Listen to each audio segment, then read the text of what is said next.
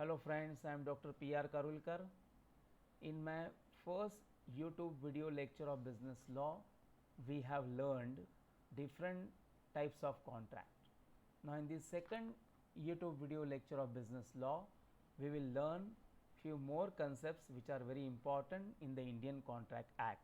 Let us start with the first concept, proposal or offer. Friends, you all are college guys. You are very much familiar about this word propose, यानी कि सुझाव और प्रस्ताव, जो एक व्यक्ति दूसरे व्यक्ति के सामने अपनी इच्छा को व्यक्त करता है, उसी को हम लोग प्रपोज कहते हैं.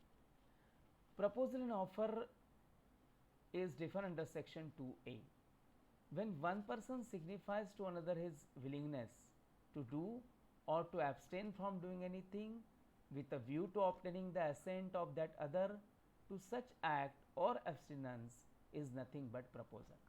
In simple sense, we will say proposal is an expression of desire to do or not to do something with a view to be accepted by others. Friends, here two things are very important. One is willingness to do and second is abstain from doing anything. Willingness to do means कुछ करना and to abstain from doing anything means कुछ ना करने के लिए कहना. We will explain this with the help of two examples. Mr. A says to Mr. B, will you purchase my house for rupees 10 lakh? Mr. A says to Mr. B, will you purchase my house for rupees 10 lakh? This is an example of to do something.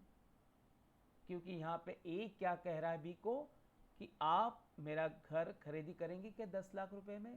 So this is an offer made by A to B to do something. Now whereas in other example, Mr. A says to Mr. B, will you stop drawing water from my well if I will pay you rupees 1 lakh? This is an example of not to do something, or this is a proposal of not to do something. यहाँ पे A B को क्या कह रहा है? Will you stop drawing water from my well? His well. A B को offer कर रहा है कि मैं आपको 1 लाख रुपया दूंगा और आप मेरे कुएं का पानी निकालना बंद करना. So this is what proposal. Next is acceptance. Acceptance is defined under section 2B. Friends, we have learned in the definition of proposal that whenever the proposal is made to other party and to whom the proposal is made, the consent is required from that person. So whenever to whom the proposal is made signifies his consent thereto, it is nothing but the acceptance. So whenever the person to whom the proposal is made, जिसके सामने proposal रखा गया है, वो उसकी consent व्यक्त करता है, उसकी assent देता है, signifies his assent thereto or related to that proposal, then we can say that proposal is accepted. Acceptance of proposal is nothing but promise. Now continue with the same example. Mr. A proposed to sell his house to Mr. B. A अपना घर B को बेचने का offer करता है कि मैं आपको घर बेचूंगा. Mr. B here accepts A's offer and ready to purchase the house. B A ने जो किया ऑफर है B को, B उसको स्वीकारता है. So that is nothing but acceptance. So B accepts here A's offer or ready to purchase the house. This is nothing but acceptance. Next is counter proposal. Counter proposal is nothing but rejection of original proposal and making a new one. Now here continue with the same example. If A offers to sell his house for rupees 10 lakh, but B writes A that he is ready to purchase the house for rupees 8 lakh, it is the example of counter proposal. A offer करता है कि 10 लाख रुपए में मैं आपको घर बेचूंगा, B को offer करता है, लेकिन B यहाँ पे A को लिखता है कि नहीं, मैं 10 लाख रुपए में घर नहीं खरीदूंगा, मैं 8 लाख रुपए में घर खरीदी करना चाहता हूँ. He is ready to purchase the house for rupees 8 lakh. So this is what the B has expressed in front of A. This is nothing but counter proposal, because here he rejects the original proposal and making a new one to A. That is nothing but counter proposal. Next is consideration. Friends, consideration is very essential element of valid contract. because if there is no consideration, no contract, or agreement without consideration is not valid contract. So, consideration is very very essentials of the valid contract. In simple meaning we will say consideration is nothing but something in return, कुछ तो भी लेन then है, कुछ तो भी लेना देना है. जब दो पार्टी कॉन्ट्रैक्ट में आती है तो दोनों पार्टी को वो कॉन्ट्रैक्ट से कुछ मिलना चाहिए और एक दूसरे ने कुछ तो भी ऑब्लिगेशंस परफॉर्म करनी चाहिए. That is nothing but the consideration.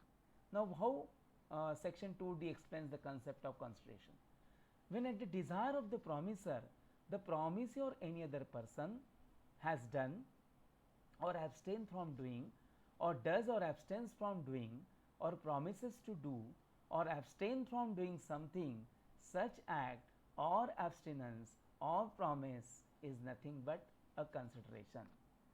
I think you might have confused by reading all these legal terms, but we will explain you with the help of this example. Let us see this example. A and B, there are two parties and A agrees to sell car to B and B in exchange of that giving 5 lakh rupees to A. So, what B receives here? B receives the car from A. So, car is a consideration for B and in exchange of that he is giving 5 lakh rupees to A. So, A receives 5 lakh rupees from B. So, 5 lakh rupees is the A's consideration. So, this is what the best example of consideration. Got it? Next is capacity to contract. This is also one of the essential elements of valid contract. Section 11 of the Indian Contract Act explains the concept of capacity to contract. It means competent to contract. Okay? The person who enters in the contract should be a competent person or he should be capable to enter into a contract. Now, to check the competency of the person, there are 3 conditions given under section 11. Let us see that condition. Number 1, age of majority, that is 18 years. If the person has passed 18 years or he is as the age of major, then only he is eligible to enter into a contract. So, as per Indian Majority Act 1875, age of majority is 18 years. So, minor person of course is not eligible for a contract or is not competent to enter into a contract.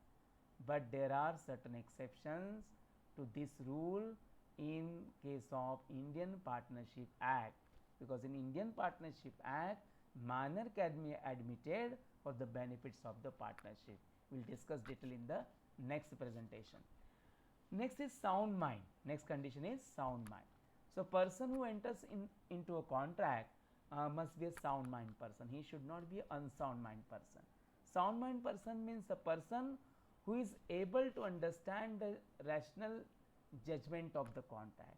He is able to understand the rules and regulations of the contract. He is able to understand the conditions of the contract. Then that person is called sound mind person.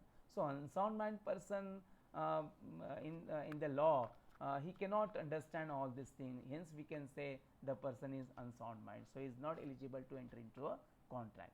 And the third condition is, if the person is disqualified by any law, then that person is also not eligible in the contract. So, the person should not be disqualified by any law, then that person is eligible to contract or he is competent to enter into a contract. Next is consent. Consent is also very important concept. Section 13 explains this concept consent. Whenever the parties in the contract, they are agreed upon the same thing in the same sense, then we can say they are at consent. जब दोनों party एक ही बात के ऊपर एक ही साधारण angle से उसको विचार करते हैं, विचार विनिमय किया जाता है, उसी को हम लोग कंसेंट बोलते हैं. अब दो पार्टी अलग अलग बात के ऊपर चर्चा करते रहेंगे, अलग अलग बात के ऊपर विचार करते रहेंगे, तो उसको हम लोग कंसेंट नहीं बोलते. लेकिन mere consent is not enough to say that agreement is a valid contract. That consent should be a free consent. So, free consent को section 14 के अंदर define किया गया है. Consent which is not caused by undue influence, coercion, fraud, misrepresentation, mistake, then that consent is called free consent. And if the consent is caused by all this undue influence, coercion, fraud, misrepresentation, mistake, then that consent is not valid consent or it is not free consent. Okay, so consent should not cause by all this, then we can say that consent is free consent. Next is contract of indemnity. Friends, you know very well the meaning of indemnity means to compensate or to protect the person from losses. So it is defined under section 134. Whenever a contract by which one party promises to save the other from loss by conduct of the promisor or by conduct of any other person, then that is called contract of indemnity. Here we have best example, that is contract of insurance. Okay, but other than life insurance, you can take the example of fire insurance, that is one of the best example of contract of indemnity, that you protect the person whatever the loss is occurred due to fire. Here are two parties in the contract, one is indemnifier and another one is indemnity holder. Indemnifier is a person who promises to make good the loss, and the indemnity holder is a person whose loss is to be made good. Next is contract of guarantee. Section 126 defines the concept of contract of guarantee. Here the word guarantee itself explain you the meaning of contract of guarantee. Here the guarantee is given, okay, promise is given to discharge the liability of a third person in case of any default. Now there are three parties in this contract, one is surety, second principal debtor, and third is creditor. Now there is first contract between principal debtor and creditor. The surety is the person who gives the guarantee. Okay, principal debtor is a person in respect whose default the guarantee is given, and the creditor is a person to whom the guarantee is given. So if principal debtor, he is primarily responsible for the liability, and when he fails to pay the liability, then surety liability will raise. So surety will be secondary liable for this contract or in this contract. Next is bailment. It's very interesting contract, friends, explained under section 148. Whenever delivery of the goods by one person to another person for a specific purpose, and when that specific purpose is achieved or accomplished, the goods are returned to the original owner of the goods, or it will be disposed of according to the directions of the person delivering them. Here we have best example of contract of bailment is delivery of gold to goldsmith for making an ornaments, then giving a piece of cloth to tailor for stitching shirt or trouser. These are the example of contract of bailment. Because in contract of bailment, goods are delivered only for specific purpose, and after achieving that specific purpose, goods will be returned to the original owner of the goods. So in contract of bailment, there are two parties, one is bailer, another one is bailee. Bailer is a person who delivers the good, and bailee is a person to whom the goods are delivered. Friends, you might have confused in these two terms, contract of sale and contract of bailment. Are they synonymous? No, because in contract of bailment, the goods are only transferred, the possession of the goods is transferred from one person to another person, whereas in contract of sale, ownership of goods is transferred from one person to another person. So keep this in your mind, because it is must that you should keep this thing in your mind, contract of bailment and contract of sale. There is a difference between contract of bailment and contract of sale. Next is pawn or pledge. It is also one of the kind of contract of bailment defined under section 172. Here the goods are delivered for a security purpose, for money borrowed, and when we borrowed the money, and against that borrowing the money, you have to keep the goods as a security purpose. So that is the contract of pledge or contract of pawn. Here there are two parties in this contract of pledge, one is pawner and another one is pawnee. Pawner, he is no one else but as a bailer. He is just enjoying role as a bailer. As bailer, you know, enjoys the role in a contract of bailment. Whereas pawnee, he is no one else but as a bailee. As you know that bailee is a person who enjoys the role in a contract of bailment. The same role will be enjoyed by the pawnee. So friends, I think you got it, this all concept very clear. We'll come with the new YouTube lecture. Please subscribe this YouTube channel. Thank you very much. Thank you.